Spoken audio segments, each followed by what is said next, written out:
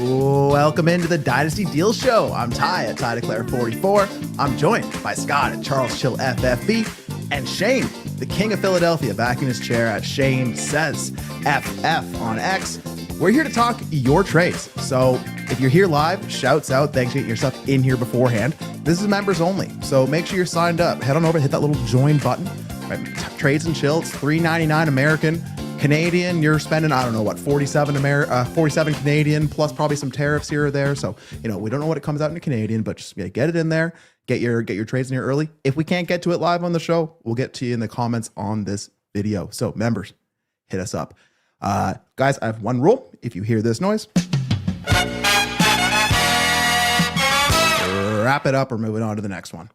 All right. And before we start here, hey, my guy, Matthew, we need a part one. So if you're here live, drop it in there. If not, get it in the comments after. We're going to start with Mark Conron. Part one, 12 team Superflex, start 10. It's a 0.5 PPR and it's a 1.5 tight end premium. First, we got Travion Henderson for Downs and a mid 26 first. Shane, I'm just going to pause. Henderson or Downs and a 26 first? Hendo. I'm a big Downs guy too, though. Like I've been trying to get me some Downs, but this ain't how I want to do it. It's actually not a bad return though, right? But it's not a bad return. Not a bad return. I'm gonna take the upside of Hendo here and the asset value of the Hendo. I would lean that way, and we'll get into some more team context here as well. But moving on here, another deal: Penix, Puka, and Laporta for Jaden Daniels, Kincaid, Tajee Spears. The league doesn't value receivers highly. Scott overvalues tight ends in his opinion. 12 team start 10 on the surface: Penix, Puka, Laporta, or Daniels, Kincaid, Tajee Spears. Yeah, it's interesting. The first trade is us getting a receiver back, and then we admit the league doesn't value receivers at all, so we're trading Puka away. You can almost wash Laporta and Kincaid. I know people will go, oh, I don't know about that, but for purposes of how you're constructed, I'm fine with just rolling with Kincaid, so I don't even feel like I'm taking a bath on that trade part. I'm doing it. I'm getting Jaden Daniels. You're throwing me Tajee Spears back. I think these trades actually work very nicely together because I'm getting Spears, quote unquote, in the spot that I have Travion Henderson, and I'm getting Downs in the spot where I have Puka. Yes, I downgraded, but I also severely upgraded with Jaden Daniels, and I'm also holding a first. And I'm guessing that first might be able to be by a running back maybe later on if you wanted, if the league doesn't value receivers. Anyway, I like the combination of what you got back in both deals. I don't mind doing the first deal if you're getting the second deal. I like the way they work together. It's a nice trade marriage there where I had two moves in mind, and it looks like I got them both done if you execute them after this deal. Yeah.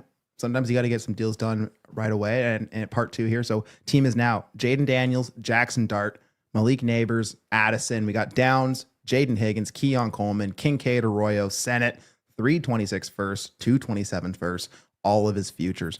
So, the team is very flexible. It's got some hammers in the right spot. Shane, anything kind of strike you on this team based on those deals that we just saw, or anything else that you do with this team? Hammers right up the middle. That's what you want. Most women. No, I like the trade better now that I see, I understand the downside better now that I see what the team is, right? Because it does have some good pieces. I don't know that it's a team that could win right now. So having those additional firsts, now I've got Jaden and I've got Neighbors. I've got two of the top, I don't know, we'll call it 7 assets in Dynasty.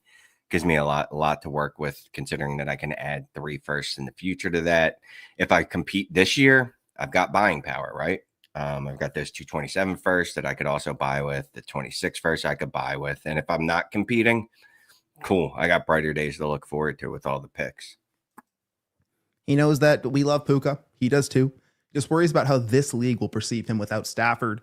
And he feels like wide receiver production is easier to acquire in this format than most. So Scott, that's kind of what you were speaking to, right? Is, it seems like the value of wide receivers maybe diminished in this league. He feels like he can acquire it cheaper.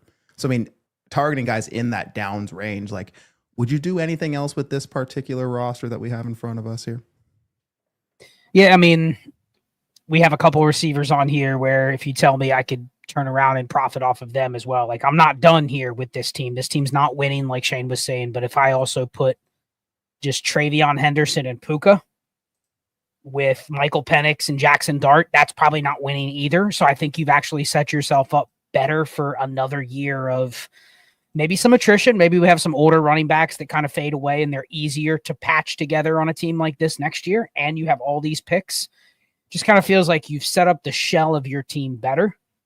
Because we don't want to admit it yet, but there is a little risk with Travion Henderson that he doesn't come out and just smash right away. And then he's just a solid running back, which again, on the market, if that happens, let's say he's RB 30 this year. He's not getting you in the conversation to get Jaden Daniels 9 months from now. He's a nice running back that people still like a little bit, but he's not getting that deal done. And I know it didn't go directly into this deal, but it allowed you to cash in on that value today and then make the Daniels deal, and you feel much more comfortable moving Puka. So you're not done, but continue to play the market. I like how he looked at his league market as not strong at receiver, so he was willing to eat the Puka to Josh Downs. That's the big loss that you had here. And if your league wasn't high on Puka, he's a great receiver, but you're capitalizing on a market that probably wasn't just going to give you what you wanted for him straight up. So you did it in another way. I like it. And can I get Puka back? I could get Puka back. There's time to get Puka back. Go to him now and say, hey, the league's a little soft on receivers. Can I get Puka back? Give him 2 months, right? 2 months, and see if you can get Puka back. I just set a calendar reminder on my Gmail. Just open that joint up and be like, 2 months from now, trade for Puka. Ty, I want to ask you something about this trade, though. If this team that was trading away Daniels, let's say they have like 2 quarterbacks that are maybe not Jaden Daniels, but they're trading clearly from what they think is a strength. Does that bother you at all here, or is it just most important what you're getting? I'm just curious because there's always some game theory with, did I just hand a team that was desperate for anything but quarterback Henderson and Puka? You know what I mean? And did I just round them out and make them even tougher to beat? I don't know. I think if this team had aspirations of competing in 2025, I wouldn't want to feed the beast in that sense. But if I feel like it moves my team forward and I don't like, you look at the squad, man, like I see nothing that's going to expire. I see all future flexibility. I see things that I can use in season, even as we approach the season. Like I see a lot of flexibility. So I think this team is not done where it's at. But yeah, like if the plan was to try to freak this and win in 25 and then be even stronger in 26, you've just made that goal in 2025 a lot harder by possibly trading those things over to the team that's sitting there. Like I have this Caleb Williams, I have this Bo Nix, and I have this Brock Purdy. I don't need this Jaden Daniels, but so how can he use that? So, I think you can find some good deals, some good marriages, especially in this dead period of the offseason. So guys, again, this is the Dynasty dead period. We got the scrolls. So Shane is going to read us the oracles as we go through the show tonight, but shout out to Zach, Uncle Piff in the chat here. So let's start here with Roy G. 10 team, start 12, super flex, a 6-point passing touchdown, and -4 quarterback scoring. 2-point PPR for tight ends. Team before the trade, JD5, Nix, Milrow. We got Bucky, Sanders, or I guess Shador Sanders, Bucky, Najee, Charbonnet, Woody, Cans. We got Marv, T, Tet, Myers, Mooney, Jennings. We got McBride and Laporta. Trade was my Knicks for Fields and Pickens. As a 10 team, not too concerned about the quarterback position, wanted an extra starter for depth as it start 12. What follow-up moves would you suggest? Obviously, would be to trade 1 or 2 of the wide receivers for a good running back. Any recommendations? So Scott, 10 team, start 12. I align with Roy here is if I can use some of that quarterback value to gain some more, I'll call it depth in a start 12. Yes, especially with this kind of young of a team. It has some great players. It has a lot of wide receiver flexibility, I see. And yeah, I would like to kind of upgrade a running back here or there. But how would you approach this, Scott? Well, so you have Daniels, right? So in a 10-teamer, the floor for getting just good quarterback production is even higher because everybody has more access to it because there's less teams.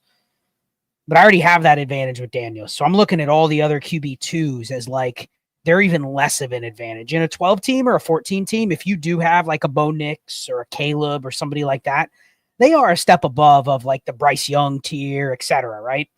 But here, you've basically weeded out a lot of the people that are starting Geno, Bryce Young, like they're in the 3rd tier.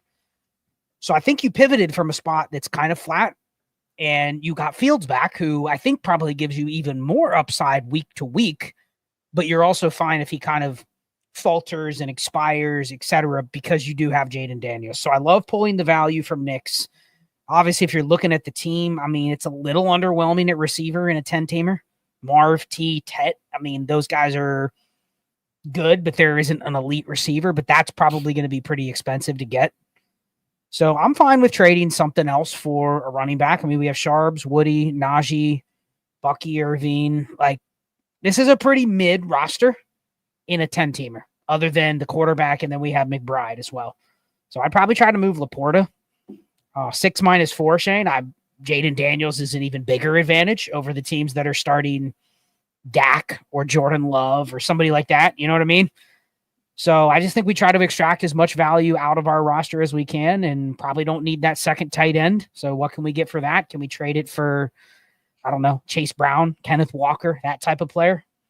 Rounds out the roster right there. That's probably what I would try to do. But other than that, we got too many flat receivers. So yeah, sure. Maybe you can trade Jacoby Myers or Jawan Jennings. I just don't know if there's anything you'd really want to trade that you'll get what you want for. You're going to look at Myers and go, dude, he's more valuable on my roster as my last flex than he is someone offering me, here, I'll give you Isaac Garendo for him. You know what I mean? Like, that's the kind of running back you're getting. I mean, Shane, you're probably going to get further on this kind of a team moving someone like a Tet for, I don't know, a Jonathan Taylor. You know, like trying to trade some of that youth to a team that might be trying to pivot something off in the offseason. I do hate. It's funny because I'm trying to move JT for Tet and Marv and a couple other dudes in one of my leagues, but the reasoning is different. I mean, just based off this team, yeah, I don't know that I wouldn't be opposed to moving Tet for a JT, something like that. The 2 point Pickens now too, so that kind of slides in for right in that wide receiver 3-4 range. Maybe you move Pickens. I mean, can I reflip Pickens now? Now, if I really do want a running back, can I move Pickens, right? Because being honest, I'd rather not move Tet if I can find a way not to. It's just that I know out of the receivers that I am willing to move, he's probably the most desirable. T. Higgins? I know you want to move him according to Shane's Yeah, I was coming back to T. You know, I have absolutely no faith that T is what he was last year because it was fake based off of one game, and that's what he is. He's a wide receiver 2 that masqueraded as a wide receiver 1 for one game and then built his season off of it. I don't know why I got so offended by that, but anyway, so I probably am looking to see, can I move T? Can I move Pickens? Not them both though. I don't want to move them both because I don't want to go into the season with Tet as my wide receiver 2. I like Tet a lot, but I don't like him that much that I'm willing to just go, all right, he's going to be my 2 here. That Myers, Mooney, I mean, I don't want to move Laporta, but yeah, what can I do with Laporta?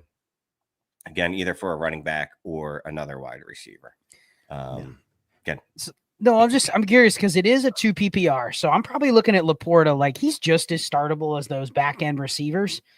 But I'm also figuring, is the market for Laporta? I guess this is the downside of Laporta is it's still a 2 PPR tie. He could have 80 catches and you're like, he's scoring a lot of points, but I have not seen a market for Laporta, even in heavier premium leagues like this. Like, what? You have McBride and you'll move him. Oh yeah, there's a market.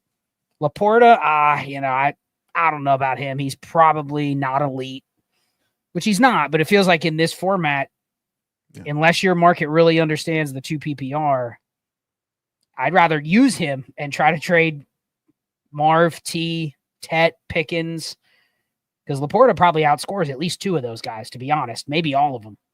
Yeah. And I mean, I don't mind rolling with the tight end advantage, like having a McBride and someone else. Like that changes what is available to your league, and it kind of changes the market. But that's the flexibility of having a McBride. Is I think the move here is trying to move that Laporta. Like, can I move Laporta for a Breece Hall? Can I add a little something and get a Saquon plus? Like, can we find a way to move around in the running back tier there? Or like you said, Scott, like if the plan with Laporta is to try to to play the tight end and have a flex option, then can we flip him for Devontae Adams and a first? Like, can I do something additional where I get some future value, I get that flexibility still, but I can still address something in my flex? Like, I think you have some options there, Roy. Scott, Shane, any other trades pop up to you here? No, I mean, just because I was going to say, it'd be great to just go, I'd move Myers, Mooney, or Jennings, except that no one's going to give you what is of worth, what their worth is on your roster. You might be able to get another running back like Najee or Charb. So do you want another 2 running backs like that? It's really, at that point, it's just like, where do I want the depth? Do I want it at running back or do I want it at wide receiver? Could I trade one of them for that type of running back, maybe to just even the scales a little bit? Yeah, it's a start 12. Like, it feels like I look at this roster and I immediately think, man, I need to find a spot for all of those last 3 receivers because they're all good enough to probably start, but they have 0 marketability. So you're stuck with them essentially, and you got to hope they're all good. And if they're not, doesn't matter because no one wants them anyway. Yeah. And adding that Pickens just makes that weekly question a little bit harder for you. So make a couple more moves there, Roy, but you got it. Good stuff. Dynasty Mark, we're out of the 10-team king is bringing us some 12-teamers this week. So we got a 12-team start 11, super flex, got a 2.0 tight end premium. It's a 0.25 point per carry. He punted year 1. We got Jade. This is the Jaden Daniels show. May, Cans, Genty, RJ Harvey, Caleb Johnson in Cans, Malik Odunze, Jaden Higgins, Kyle Williams in Cans, Laporta and Cans. 426 first, 326 seconds, 327 first. Team is now middle of the pack. Okay. Likely making the playoffs.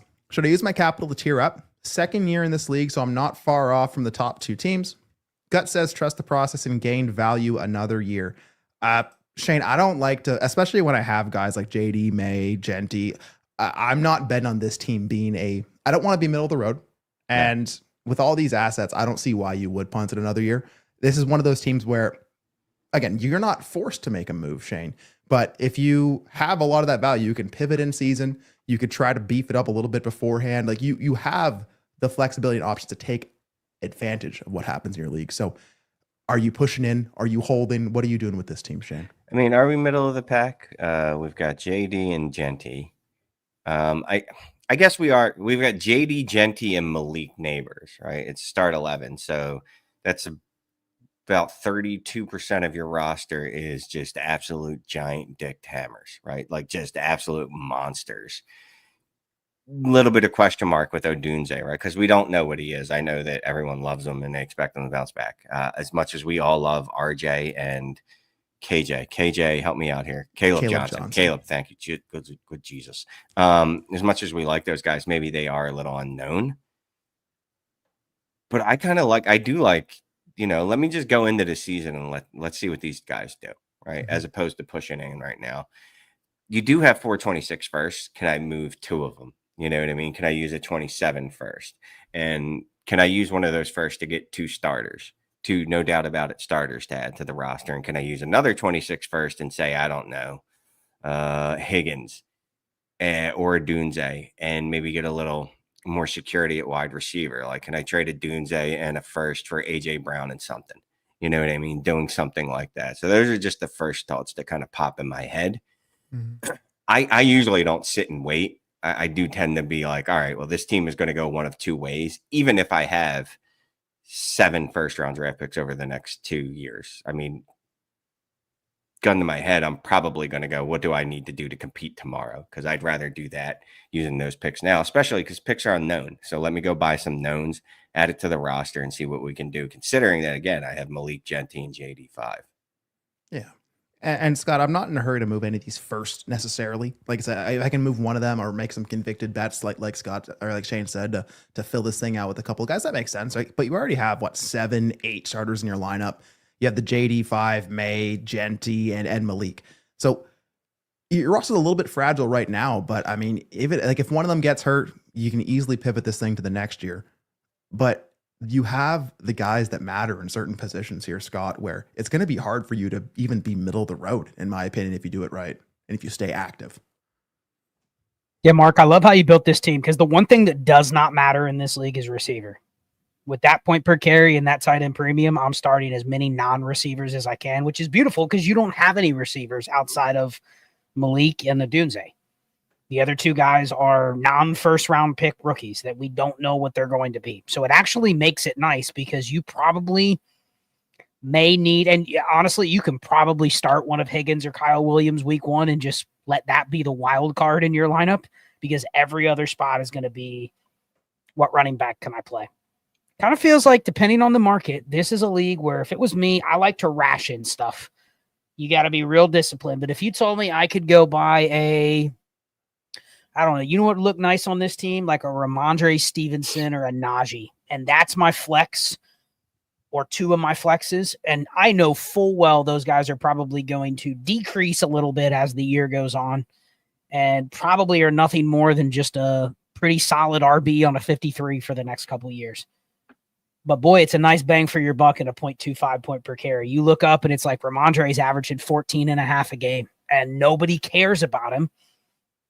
But you could kind of halfway see how this team could compete if one of Harvey and KJ is startable right away, and you're throwing in another quote unquote hammer in the format that has no dynasty value. And you got JD and you got Genty and Laporta and Malik. Like, I look up and this team could be 3-1, 4-1. And he has 7 firsts that he hasn't spent. Oh yeah, and 2 seconds that we haven't spent. Like, I'm slow playing this, but if I see it start to soften up in my league market, I have no problem like plugging holes with those seconds until I'm forced to move the first. And if it's just not going to work, big deal. I have 7 firsts to play with. But I suspect you play this right and you play the market. Like, this team, this is the kind of team that wins the title. And you go, damn, Ty, I won the title the year before. I thought I was rebuilding, and now I ended up making 2 moves, and JD and Genty smashed, and my team was in the finals. So slow play it, but great roster build. I think you played the format perfectly. Don't overspend at receiver. That'd be my one piece of advice. Yeah. I mean, when you end up with JD and Malik Neighbors in one draft, it tends to make you look really smart, and it really does help everything else that you do, because you have 2 top 7 dynasty assets. So all of a sudden you're all types of flexible. And I mean, he went heavy last year, right? With May and Adunze too.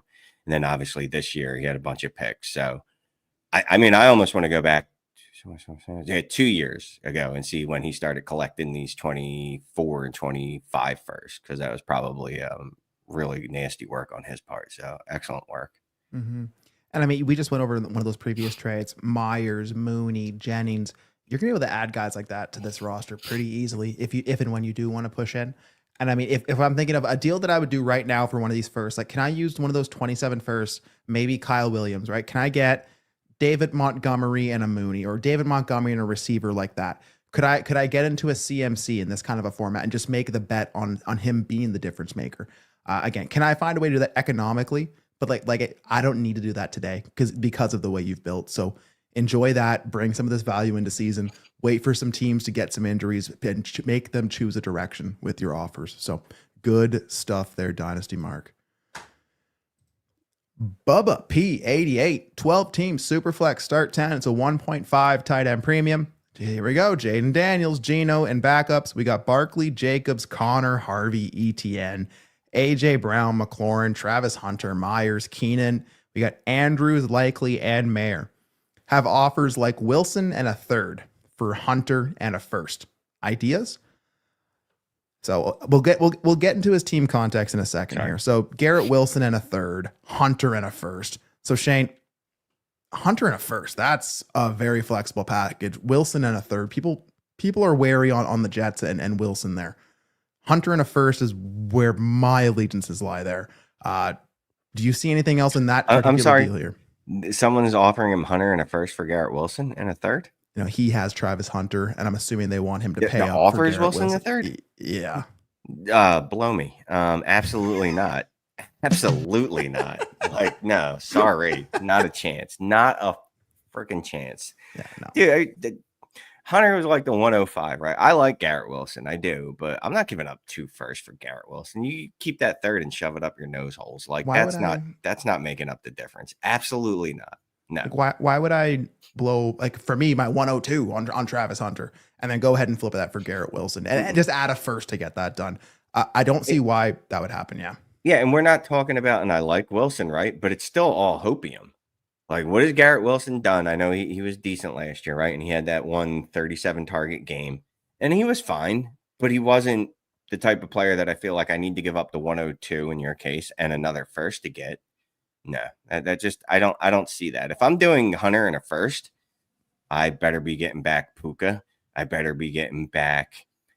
You probably can't get neighbors, but like Brian Thomas Jr., you know what I mean? Like I need somebody that just went out and scored 16 to 18 points as a rookie, or as a second year vet already dominating like Puka. Like I can't see this for Wilson. Where a lot of it's hope.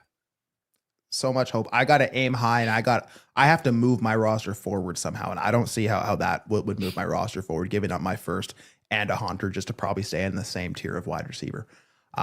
So Scott, this roster, any running back on a 53, including Taj Brook type rookies, also pretty heavy, or pretty running back heavy already. Knows he's lean at quarterback. AOC, Ewers, Dylan Gabriel on his bench. League doesn't want to trade quarterbacks much, but again, he's got Jaden Daniels, Gino, and then a bunch of backups. Any other ideas here for Bubba's team? Well, you're fine at quarterback. Like, this is the team that should be rostering more of the backups. You're hedging the Geno insurance instead of buying a third QB, which is probably more valuable than Geno, but not as good as Geno or in the same tier as Geno. Like, just roll with the backups. I think that's right how you would do it roster construction wise. This is happening out there on the market, to be honest, guys. People are getting worried about Travis Hunter. That's going, fine. oh man, he's not, because there was talk right after the draft and our community was guilty. This is the guy in the class that could be the next Justin Jefferson. He was up to wide receiver 12 in Dynasty on KTC, and he's slowly kind of fallen back a little bit as there's been reports that he might play a little defense. Oh my gosh, he might not be the stud hammer receiver right out the gates. So now you have to add a first just to get into the tier that he was in a month ago for a lot of people, just because pure narrative, right? I mean, you even mentioned, Shane, you mentioned, and I'm not picking on you, but this sparked this thought in my head. I'm not giving Travis Hunter in a first for Brian Thomas. They're on the same team. They have the same quarterback. They have the same offense. I mean, but that would make a lot more sense to me than Garrett Wilson, I'm saying. Right. But even the thought, it's not the value. It's the even thought of that is what would elevate Brian Thomas would also elevate Travis Hunter. So it's really just a bet on Travis Hunter's usage, which you probably were fine with when you drafted him at the 103 in this league or 104 in this league. So don't give up on him now because of a little negative news that he's not the best receiver in the AFC already. But yeah, this is the worst time to move Travis Hunter unless you're getting the price you paid on draft day and the person buying him. And nobody does that, Ty. Nobody's going, man, I really think Travis Hunter is going to be a stud. Let me go pay more than what you paid in the draft. It's deals like this where, you want to panic? You want to panic on that Hunter that might play defense? So, no, I'm not doing that deal. Just real quick on the roster construction. I mean, this team it's kind of in it to win it right now. Like, you could move Hunter, but not at the prices this league is offering you. And what are you? It's a start 10. We're rolling out Saquon, Jacobs, Connor, ETN, Harvey. Like, we're probably flexing all running backs at this point, unless Hunter or Myers are starting week 1. And it's probably Connor, ETN. I'm starting over those guys in the first month of the season. So I would probably just roll with what it is. Maybe liquidate one running back if you can. Hell, I'd sell like Josh Jacobs if you could get a first. Like, this is the kind of league I'd move Jacobs and just bet on the other guys that I have. And that's how you kick it forward. But this team's kind of in it this year, and Hunter's going to have to be a part of that. So I'm not bailing right now.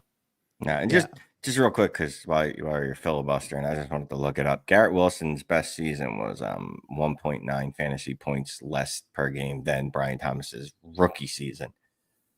They ain't the same. Yeah, well, until proven otherwise, definitely not the same. Yeah, Bubba, I mean, on this team, I don't mind trying to use my first because I think your team is in it to win it, and I could bet on that thing being later. But that's not in a deal like this, and I don't need to do that today either. Like I said, you have the quarterbacks. I like the construction there. Running backs, you're going to bonk your league mates over the head with it. A.J. Brown, McLaurin, this looks like a Ty Declare team. So I'm cool with it, Bubba. Just, you don't got a panic sell right now. But, Scott, there's always a window on these rookies when they come. Can I get Bowers? Oh, now I have Geno. I'm already rolling with Geno. Can I give up Hunter in that first? And does that get me to the table with Bowers? Maybe I throw in likely or some, whatever it is. But I'd start there because you're already in with Geno. You know what I mean? You're going to have to ride Geno's passing as your QB2. Yeah, Go after some Bowers. Yeah, make the bet. Difference maker tracks 12 teams, start 11 Superflex. It's a 0.5 PPR. It's a 0.5 point per first down, rushing and receiving. 0.5 tight end premium. It's the 0.5 league. Just to go for a 7th place orphan, we got Dak, Geno, Milrow, Mixon, Pollard, Swift, Jalen Warren, Jordan Mason, and a bunch of year 1 or 2 backups. We got Lamb, Amon-Ra, Sutton, Godwin, Mooney, Leggett. We got Kraft, Strange, and Theo, JT. Sorry, we got all. Hold on, my Canadian friend. How did you pronounce Leggett? I don't know. Leggett. I don't know. Okay. Just sorry. Okay. Is that's how you say it in the metric system? I got you. Yeah, exactly. Okay. That's the Canadian school coming through. Inbox. We got Barner. AJ Barner's in there as well. Can't forget Barner. Inbox offer. Trade away Amon-Ra St. Brown. Get back AJ Brown and CMC. Whoo! Scott, the league champion is trying to tier up using the older guys. We talked about kind of deals like this on one of the last shows. Don't love using Amon-Ra to get older and uncertain, but this is a win now deal. Thanks for the theory insight in advance. Amon-Ra, AJ Brown, and CMC. That is, yeah. So you have your contending team trying to tier up using those aging guys, and on the other side, a lot of points. How do you feel? Well, on the surface, I'm sitting, man, that's a decent return for Amon-Ra. You could see AJ Brown over the next year or two outpacing Amon-Ra, or at least keeping pace. And it's a bet on McCaffrey, but if McCaffrey's right, even for just stints, it doesn't have to be for 17 games. But if I get an 8-game stretch where he's a 20 point per game running back, then I smash this deal. My only concern, and we're not going to be able to address it here, so I'll just give my answer based on what we know, is league champion super stacked? And are we a little bit helping him here with, because he may look at this and go, man, CMC is my last guy and my last flex. You know what I mean? And it's a deal where we are kind of bailing him out a little bit. But if you think you can beat him, I'm doing the deal. If you think you can beat his team, because you are giving him the advantage of how many league champion teams do you have, Shane, where you send this offer to somebody else? Your team has to be pretty good, pretty deep. Oh, no. Yeah. I mean, you're basically just counting CMC as a throw-in, basically. This is I really want that thing on the menu, and I don't care how much it is. Yes. I want to I don't care. I'm spending what it takes. And if you can beat the team, I'm doing the deal. That's how I'll answer it. Yeah. Yeah. And I mean, looking at this team, Shane, I mean, CMC, probably the best running back on their roster immediately.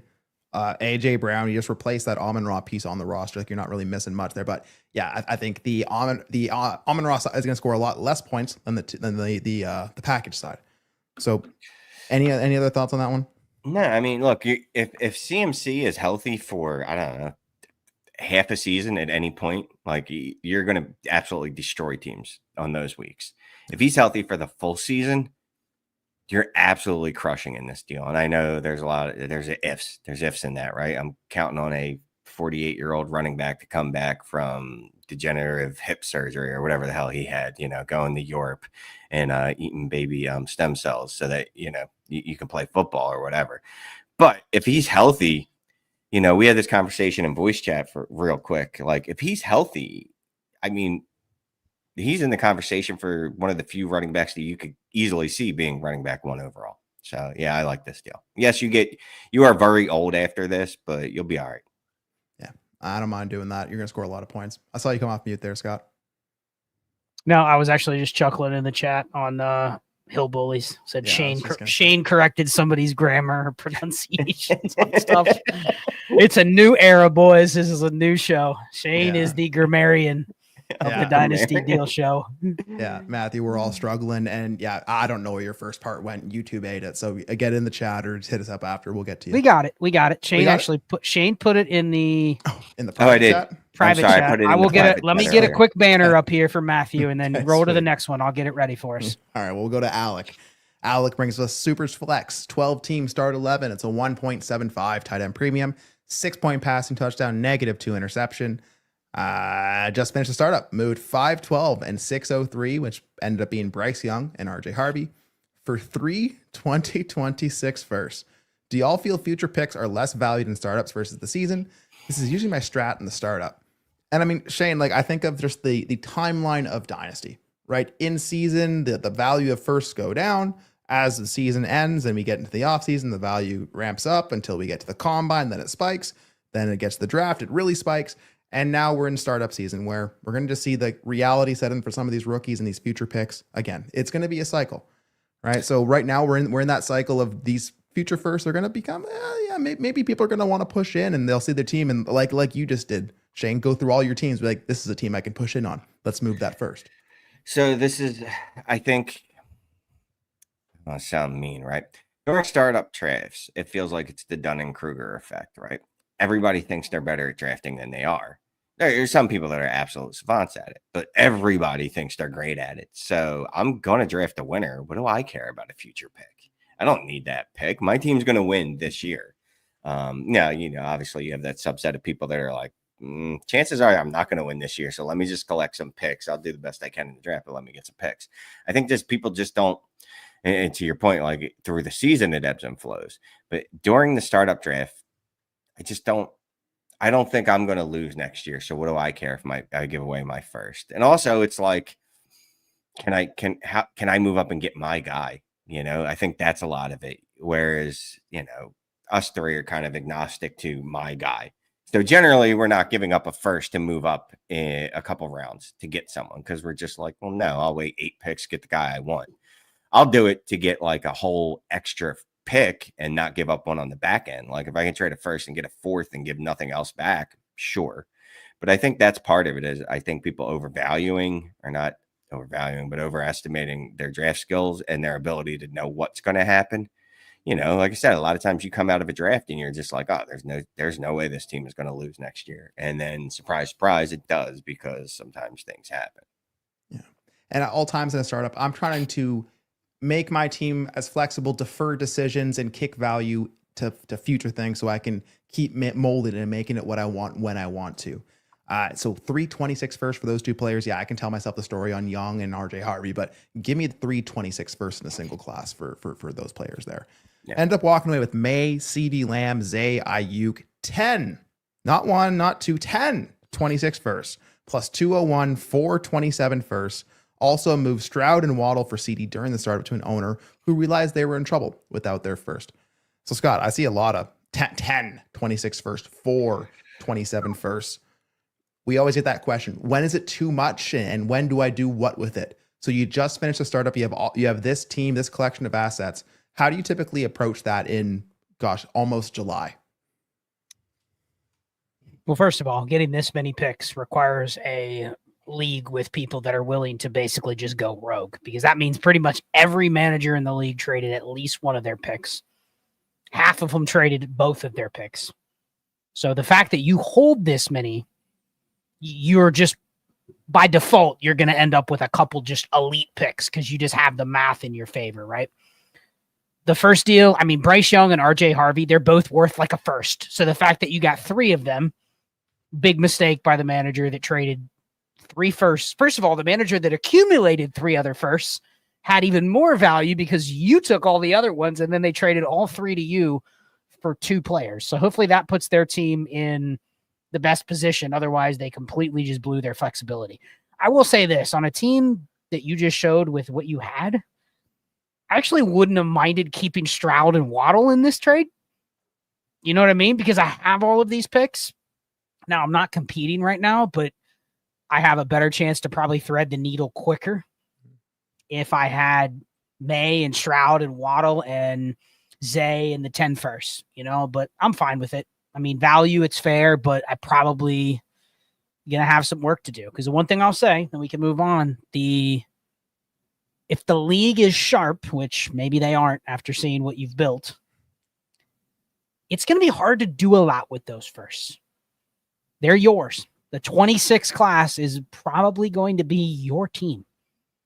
Now, if it's Bowers, Daniels, Caleb, Neighbors, BTJ, Xavier Worthy, that type of class, I mean, your team is set. We've seen some teams like that, right? Where you had 6 or 7, 24 firsts, and you threaded the needle with all those guys and your team is dominant. but you're probably stuck with a lot of the 26 class. So you're gonna have to make a lot of those picks. You're not gonna be able to go, ooh, let's see, I don't like the 106, 7, 8, 9 tier. Let me go see what I can trade him for. Because your league probably doesn't like that tier either.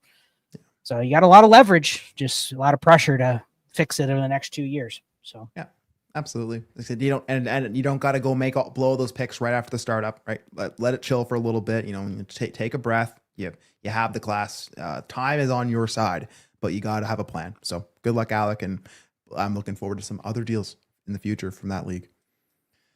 Corey Franks, 12 team start 10 super flex. It's a 0.75 tight end premium. It's a PPR. We got Dak, we got Goff, we got Bucky, Chase Brown, any running back on a 52. We got Neighbors, Brian Thomas Jr., AJ Brown, Marvin Harrison Jr., Rome Odunze, TJ Hawkinson. Trade away Marvin Harrison Jr. and Bucky for Amon-Ra and Pollard. Thanks, boys. So Scott, Bucky to Pollard. Bucky's been valued around that 102 in the offseason. I don't know if that's changed at all, if we're higher or lower, who knows. Pollard is going to score points at least, or hopefully this year, right? We'll see. Amon-Ra, Marv, my immediate win now bet is with Amon-Ra, and the flexibility is there, but Marv definitely has that ascension value. So 12 team start 10 PPR. Marv, Bucky, Amon-Ra, or Pollard. I'm keeping the side I have here. I feel like with Bucky, you can do more. What does it take to get from Bucky to Amon-Ra if that's the route you really want to go? Because it feels like I'm kind of settling here. Like, do I like Amon-Ra ahead of Marv? Does he get drafted higher than Marv in season long or best ball? Yes. But that's probably what, 65-35, 60-40. You know what I mean? It's not like guaranteed just Amon-Ra's 5 points better. And I think Marv still holds some asset value where I bet you I could take that Marv and go pivot to Garrett Wilson or Drake London or Rashee Rice or somebody like that maybe I feel a little better about, but I'm not stuck having to do this deal. I'm paying the tax here to get Amon-Ra, and I don't want to pay a tax for Amon-Ra. Pollard I'm fine with, but he's more of I'll take the hit on Bucky to Pollard if the other pieces I'm getting a little bigger edge on. So I'm passing on this deal. I'd just rather sell those two guys separately or in a different type of package. Can I get a first instead of Pollard? Okay, I'll do that. More flexibility. Yeah. And Shane, you got a lot of good players on this roster already, like a really nice wide receiver core with guys you can definitely move. If not this deal, do you have any other ideas for this team? One, no, I dislike this deal a lot. I do get I feel like he's trying to consolidate, but also still get another player back, which I get, but I mean, yeah, can I sell Rome? Because obviously I'm not a believer in Rome Odunze, but more importantly, the market is. And right now he's my wide receiver 1, 2, 3, 4, 5. So even if you do believe in Rome Odunze, he's buried on your roster. Like I guess I understand moving Marvin Harrison Jr., right? Marvin Harrison Jr. or Rome Odunze, one of those two dudes can go for me, but I'm probably looking to upgrade at quarterback. Look at this roster, Shane. Like, what on this roster screams you have to tweak anything? Nothing. RB or receiver. If it's like those are pretty set, honestly. Now, the more that I look at it, I'm with you. What can I do to upgrade from Goff or Dak to, a tier above? I don't know. That's probably where I'm looking. Like, what can Rome and Goff get me, right? What can Rome and Dak get me? If I really want to get spicy, how far can I get with Marvin Harrison and Dak? Like, can that get me? I don't want to say Jalen Hurts because I don't think I'm just a homer. Can that get me Lamar Jackson in a small piece back? Something like that. You know what I mean? Like maybe not that exact deal, but that's probably where I'm looking. I don't feel the need to do anything at running back or wide receiver at all. Not even a little bit. Now tight end, maybe there, maybe I see, can I get one of the monsters, Brock Bowers, Trey McBride, George Kittle? Can I move Rome for George Kittle? Something like that. But I don't feel the need to do this specific deal. Yeah, you got to aim high if you're going to move someone like a Marv. And Scott, just really quick, if that wasn't Marv, if that was Rome Odunze and Bucky for Amon-Ra and Pollard, does that change your tune a little bit, or is it just the structure of the deal in this team? It just doesn't fit. Maybe it's just Amon-Ra. Amon-Ra's great, but I think he also very much. He is what he is, right? He's more of he's closer to going down like the AJ Brown route where I'm like, I want him more than I want the asset. And Amon-Ra would be what, his wide receiver 4 or 5? Mm-hmm.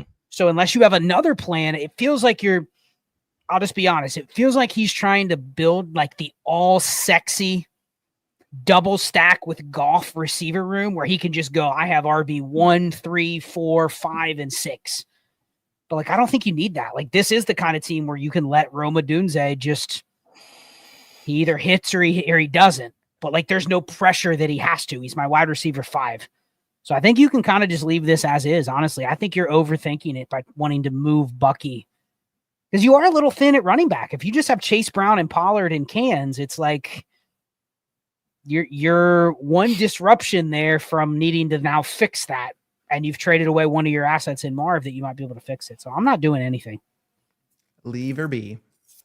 Yeah, Matthew, YouTube doesn't like you, but we love you. So we got part 1. T-Law. It's censoring that part 1, not the other 3 parts. It's just part 1. Yeah.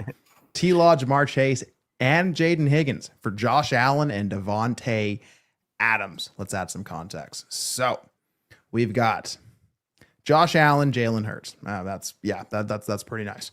Joe Mixon, Jalen Warren, Najee Harris, Javonte Williams, Rashad White, Devin Neal, Jarquez Hunter, DJ Giddens, Blake Corum, Ollie Gordon, Taj Brooks. We're listening to all the running backs. Devontae Adams, Keon Coleman, Juwan Jennings, Jalen Knoll, Calvin Ridley, Jalen McMillan, Watson, Michael Wilson, Njoku, Arroyo, JT Sanders, Conklin. Similar to TA6 scoring, Shane and I are in. So Shane, you know what TA6 stands for? Or wait, we're in that league together? Oh, there you go. Is that trade addicts? Okay. Well, there you go. Trade addicts. No. I thought Ty was saying we're in the league. Yes. Me and no. Wizard are in this league together. No, okay. Yes. No, yes, sir. sorry. I'm not. Yeah, but I don't know. No idea what the scoring is, but go ahead. Sweet. So then from your heart, Shane, T-Law, Jamar Chase, and Jaden Higgins, or Josh Allen and Devontae Adams. Oh man, this is. I'm going Josh Allen, Devontae Adams. Final answer. Okay. Final answer. Is that a difference maker at the quarterback, and just bet that the Devontae Adams scoring is going to make up for it? He will give me enough of an approximation to Jamar Chase. T-Law is not in the same stratosphere as Josh Allen. That's my thought process behind it. Like, the delta between T-Law and Josh Allen is wider than the delta between Devontae Adams and Jamar Chase from a scoring perspective.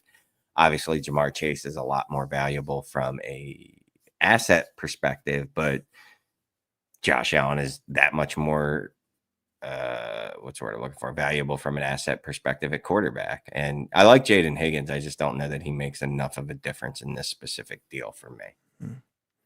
Yeah. Scott, looking at this wide receiver room, Devontae Adams, your wide receiver number 1.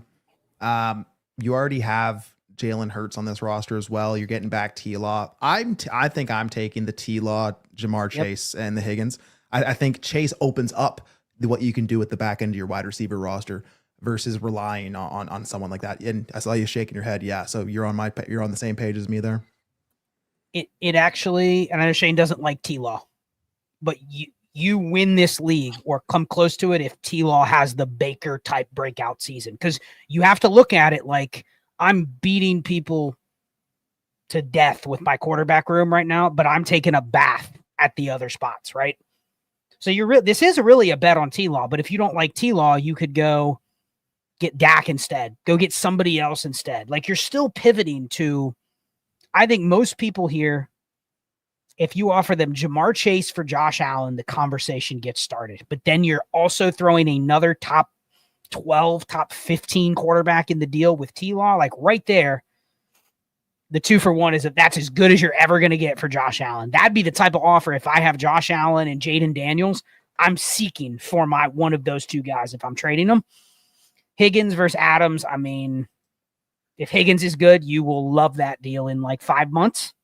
If Higgins is a bust, you're going to go, man, I really wish I had a productive receiver instead of him. But I think it's enough. I'm with Shane. If you didn't have Jalen Hurts, it breaks the construction of your quarterback room entirely. If your other QB2 was like, I don't know, Jordan Love, somebody like that, I'm not as interested in this. Brock Purdy, I'm not as interested in this. But I have Jalen Hurts. Like, I need him to carry my quarterback room now. So, yeah. And he probably will carry your quarterback room. And I like to take advantage of that kind of secondary quarterback market. And if I have two elite guys, I technically take myself out of that. I love adding Jamar Chase to this roster, Matthew. I really do. Yeah. And now, Scott, does the 1 point per 10 passing yards really quick, does that change your outlook on quarterback in this league? It obviously increases quarterbacks like Trevor Lawrence that you expect to throw for 4,400 yards, 4,500 yards. I mean, Trevor Lawrence, people kind of crap on him because he hasn't become elite. But if you look at his average season, it's like 4,000 yards and 23 touchdowns. And they just added Travis Hunter and Liam Cohen. So, like, I'm still getting production in this format, even more so with T-Law. And I believe Trade Addicts is 1.75 because they always advertise it on their show. So I think this team's a weirdly constructed team, but it now feels more balanced that I have that hammer receiver instead of before. What do we have? Devontae Adams and Keon Coleman were our 1 and 2. Yeah. I mean, I'm doing it. Rip the Band-Aid off, and you have a new structure to your team. You don't have that Allen and Hurts anymore. Yep. Good stuff. Okay. We got about 10 minutes. We got at least three deals to hit. So we're going to fly through some of these DTs. 12 team start 10 Superflex PPR. It's a lineup league, 6-point passing touchdown, -4 interceptions, 2 PPR tight end. Same format, but a different league. No. Had an offer. Send Laporta for Penix and Fannin a few weeks ago. He posted the war and Heisman after. I don't know if anyone remembers that one. Oh, yeah. Would love more discourse on quarterback and tight end strategy. In a different league, the offers to send Hawk and Shuck and get Waddle at 26,201 locked in from a tanking team and Fannin. Roster needs pieces and flexibility. Scott, you're shaking your head. I need a little bit on some theory. I need your thoughts here. Well, this looks like a safe league, 6-4, and it's a start 10, and it's 2 PPR. And DTs can correct me if I'm wrong, but it's also 28-man roster. So receivers are pretty devalued in this format. You have to have them. But like straight up, Hawkinson is better than Jalen Waddle. Like really not even close, right? If Hawkinson gets anywhere close to back to where he was, he's outscoring Waddle by 50 to 100 points because it's 2 PPR, right? If he hits 90 catches, like Waddle's not really going to make up for that unless he's back to rookie year Waddle, but even better. So I think it comes down to your league market. Like you're sending away Hawk and you are giving away Shuck for the 201, which I'm fine with that. But I guess it just comes down to what else you're going to be able to do with Waddle. I think people get caught up in this thought of like Waddle is still a young piece that I can kind of build around, but like he's the same thing as TJ Hawkinson. You know what I mean? They're very similar. They're not super young, but they're also not expiring on your roster. You're looking at them in probably a 3-year window, but I think Hawkinson actually for the format is a more scarce asset. So I'm not doing the deal unless you really think I can turn around and flip Harold Fannin, flip the 201, flip Waddle. I mean, what else can I do? I get it. He says he needs pieces. So if it's the sake of you just want more stuff to play with, then I'm fine with it. But I'd prefer the side of without any of that context, I'd prefer the Hawk side. Yeah. And if I'm getting that Hawk deal and then I can pull this off and I feel better at quarterback from moving Laporta for Penix and Fannin, maybe I do that. But on the surface, I don't feel great about that one either. But I do like the idea of at least keeping Hawkinson and Shuck there. Shane. No, I know it's Scott really likes that side because Tyler Shuck is on it. That's so he doesn't want to admit it, but I mean that's what it is. Yeah. I mean, to me, it was what was the premium on tight ends? It was 2.0. It's 2, yeah. Yeah. I'm good. I'm good. I'll hold on to him as well. And the 201 is like the 201 is more valuable than Shuck was. Wait, what? 201 locked in from tanking team. Anyway, sorry. So he's assuming it's the 201 next year. Yeah, based on what he's seeing. Yeah. Yeah, so same format here, Shane. 12 by 10 Superflex PPR. And are you sending Penix away for Pickens or Ibuka and a soft plus? What's a soft plus? Pickens, Leggett, however you want to say it, my friend. Leggins. Inbox offer is Ibuka. I'll do it for Ibuka and Leggins, as opposed to Pickens and Leggins. Or rather get a running back that actually has some value, but I'll take Leggett because apparently Leggett's been in a couple of these trades. So apparently he holds some value out there to someone. Yeah, I mean, Not me, Abuka Tootin, that's not a bad return either. But I like Abuka Tootin because yeah, it's a fun thing to say, and that would probably be the team name. But yeah, I would do that. I don't want to say I don't think much of Penix. It's a player take, but I don't know that Penix is anything more than QB 16, which I can find those dudes. I can stream those dudes. Yeah, I mean, a 6 point pass, -4 interception. I maybe want to feel more secure at quarterback if I can, but I don't know if Penix is that bet for me, at least for year one. But trade number 2 is Pat, Caleb, Penix, Rogers, Shuck, and no real market for quarterback drafted yet. Rostered a solid young core, but needs skill pieces to compete. So feeling like he's leaking value. His quarterback room is Patrick Mahomes, Caleb, Penix. So I don't feel like I need to, there I feel much better at quarterback. If you feel like you needed to upgrade at wide, at like a skill position here, Scott, Ibuka soft plus for Penix. You're trading away from your excess. Well, DTs, I'll tell you what, because we got that new roster optimization tool. I mean, I have to get used to saying that. That's going to come out. And this is an interesting one because the quarterback scoring is depressed here. But I'm just telling you, receivers are not that valuable. So I don't love the idea of trading a quarterback for a receiver, but he also did make the point that his quarterback room, like Penix, is a bonus to him. And then he's got this Shuck and Rogers and, the thought of anybody giving anything up that's young, flexible, whatever for a unfortunately, he doesn't have an elite quarterback to move here. Like Mahomes is the only one. And so he probably doesn't feel like he can get what he wants from Mahomes and Caleb. So if I could get it that you're feeling stuck, but I mean, the guys you're getting offered, George Pickens, like in a format like this where the tight end premium is so high relative to the other positions, because it's not just receivers are a little devalued, but quarterbacks are scoring less, right? So if I have good tight ends, they're standing out in the group even more.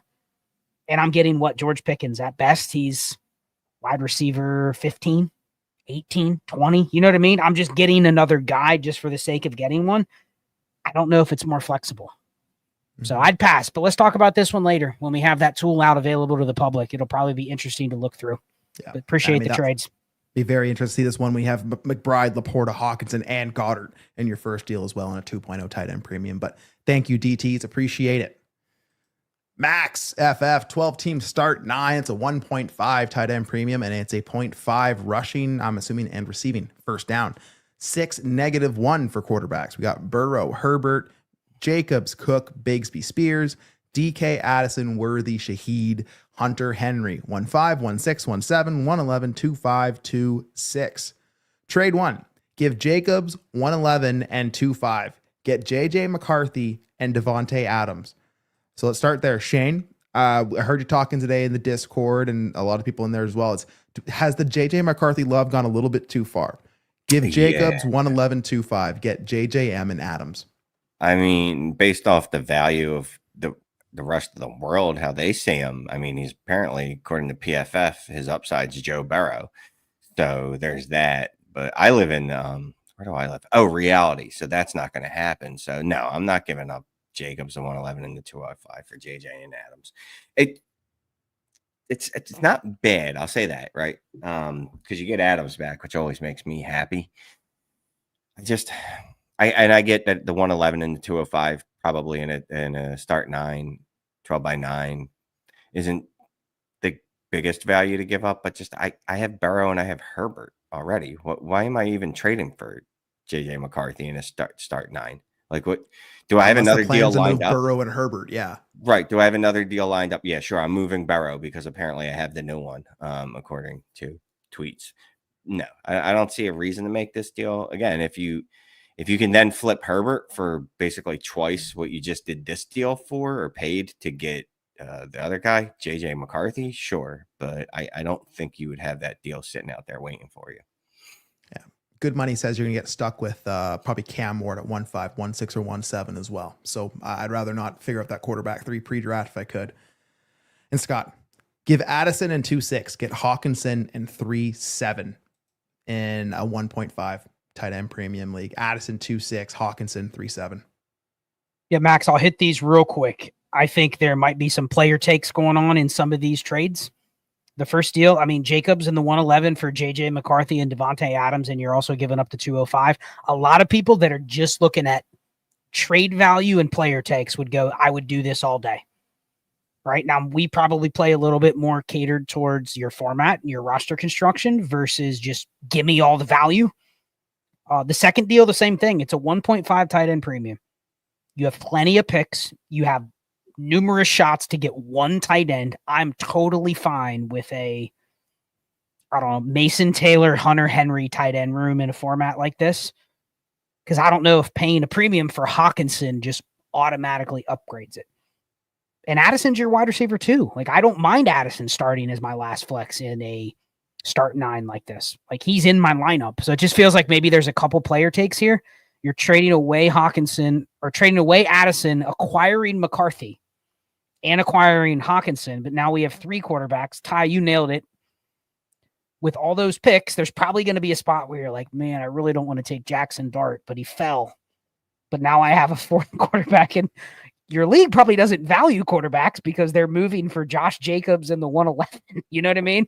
Yeah. So unless you feel like you got a lot of value that you can now go, okay, I'm trading Joe Burrow for, Justin Jefferson in a 1st and pair that with that McCarthy, then feels like you're just kind of trading to trade with some player takes. And I'm not here to say your player takes are wrong or right, but I don't see a lot of sense in the deals as you've posted them. Yeah, agreed. Jackson Tribe, 12 teams, start 9, super flex, no premiums. We got a 1 IDP. It's a contender. The 26 first acquired this deal is very likely 101. Sent T-Law in 1-3 for Russ, Tyreek Hill, Cup, and likely the 101. Roster, Josh Allen, Joe Burrow, Rodgers, Russ, Bijan, AK, Pacheco, Connor, Spears, CD, London, Godwin, Tyreek, Cup, all the wide receivers. Kincaid, Henry. 1 undefeated, then lost in the finals to JD5, game-winning touchdown to Ertz. Injuries killed me week 17, trying to beef up. So this is either the acquiring or trying to fight Jaden Daniels show. So 101, let's call it 101 if we can do that. Tyreek, Cup, and Russ. For T-Law and 103, Scott. 12 teams, start 9. T-Law and 103 for Russ, Reed, Cup, and the 20. I guess it comes down to how does your league value that 2026 101? I mean, if you're telling me that I'm getting the guaranteed 101 and all this other stuff, go back to the 4 players. I'm getting Cup, Tyreek, and Russell Wilson. So basically, I'm willing to go just let's see what happens with that QB spot for this year. Rolling with Russ and then production. I don't hate it. Getting a future 101, if you really are that sure of it, I mean, you're basically getting a 3-for-1. I just wonder if there's something better I can do with T-Law on the 103. Mm-hmm. I hate breaking it up into 3 dynasty pieces like Reek, Russ, and Cup. Because doesn't it feel like those just evaporate as time goes on? I hate that. I hate the other side. I like getting another 1 solid piece instead of the 3 pieces there. Can I get Cup as my throw-in piece and also get, I don't know, insert whatever wide receiver 2 or something like that? Can I get Breece Hall or something like that? And then Cup is the throw-in. I don't like getting those 3 pieces. That's a little bit of a turnoff. Can I do that same deal and throw in Godwin and get the 201 from the same manager? Like, can I do something else where if I'm caking on these wide receivers, I can actually move one of them out as well? So I'm for sure actually taking advantage of the stuff I'm getting back in that deal. Anything else, Shane? No, I was going to say, Russ, Reek, Cup. Russ is worthless, literally worthless in Dynasty. Cup and he's worthless to acquire unless you're going to use him in the 2 games he might start. That's the other problem, right? There's one thing if you acquire someone that you can start, right? Like I acquire Ramondre Stevenson. He might not have much value on the street, right? But I know I can throw him in my lineup. Russ, I don't have that guarantee. I don't. I'd be a little surprised if he's actually the starter out of training camp, to be honest with you. And then Cup and Reek, I mean, I forget who put it out there.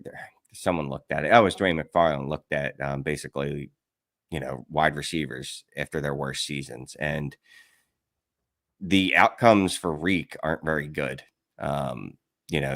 wide receivers that had their worst season at the age of 30 generally don't bounce back and become the guy that they used to be. And then Cup, whatever. Same thing. Dude, the Cup story is wild, Shane, because like from what I've read, like him, Stafford, and McVay were like brothers. You know what I mean? Mhm. And then they got rid of him for another receiver that's just as old. I mean, if that doesn't, and that's one thing that drives me. This is a little bit of a rant, and then we'll end. That's one of the things that drives me crazy about like the NFL media space. Like they worship Sean McVay. You know what I mean? But then the same people will be like, "Oh, I kind of like Cooper Kupp in Seattle." It's like, dude, Sean McVay basically said, "No, he's not going to fit anymore," even though like Kupp was probably the perfect receiver for what he wanted to do. And he was like, nah, man, he's got to go. And this other old guy needs to be in here instead. And he got rid of him without a follow-up plan. You know what I mean? Like at that point, I mean, unless they did some illegal tampering. That's a good point. It was they like, didn't know that they just were go and we'll figure it out later, right? Yeah. Right. It was 2 months later they get Tay. It was literally as soon as the season was done, they were like, Cup's gone. Like they were in the locker room just about, and it was coming out the Cup was gone. So they didn't even care about the next plan. Their plan was being okay if Jordan Whittington had to be their wide receiver too, which tells me all I need to know about Cup. And I know they don't play the exact same position, but the point being, like they were okay with, we'll figure it out, Cup must have ordered the wrong thing at Breakfast Club, but we are done. So thank you everyone for tuning out. If you want to continue this conversation, hit that little QR code in the corner there, hop into DDFFB, everything we have to offer over there. Again, please sign up for the membership, give it a try, get your questions in the chat. We'll hit as many as we can. Thank you so much to everyone who dropped their question in the chat today. We got Roy G, Mike C, Matthew W, Dynasty Mark, Bubba P, Trax, Alec M, Corey Franks, DTs, Max FF, and Jackson Tribe. We appreciate y'all. We love y'all. This is the Dynasty Deal Show, and we're signing off for the week. Take care. We out. Peace. Maybe. We out.